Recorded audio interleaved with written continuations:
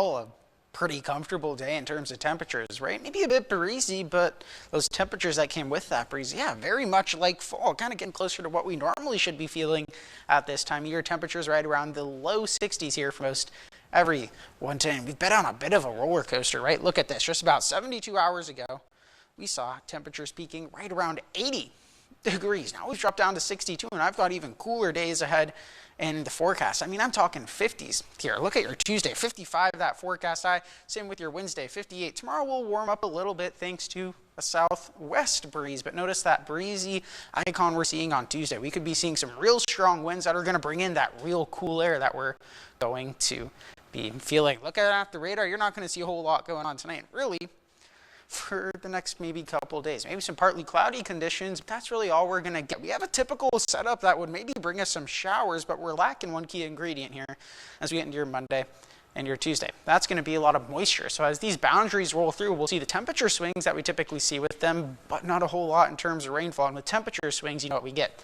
Whole lot of wind. As we get towards your Monday morning, we're looking at wind gusts maybe 25 to 30 miles per hour. That really continues throughout the day here on Monday. As we get overnight Monday into Tuesday, you're going to see a real big jump here as we get towards right around sunrise Tuesday morning. That's when we're really going to get that rush of that colder air. Yeah, wind gusts maybe 35 to 40 miles per hour here at times as we get through your Tuesday morning, really into the afternoon there as well. Not till Tuesday night are we finally going to start to see that wind calm back down here over the next couple of days. When it comes to sky conditions with it, very quiet here as we get into the overnight hours, right?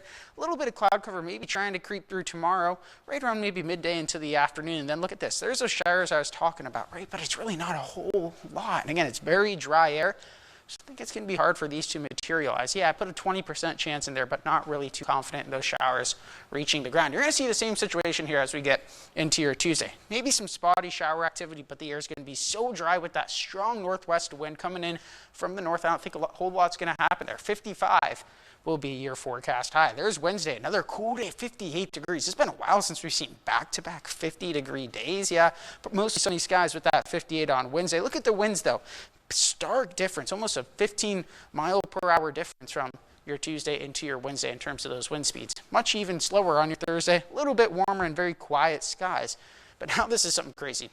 We're going to be talking about maybe a wind chill factor, not significant, but maybe Wednesday, Thursday near freezing. And notice how those actual temperatures were right around the mid-30s. We could be seeing maybe some frost Wednesday, but more so on your Thursday morning. We could be talking about more of a widespread frost here throughout central Iowa. Overnight tonight, we're looking at lows right around, those 40s. Tomorrow, we're looking at highs right around the upper 60s. After that, again, we have those ups and downs, right?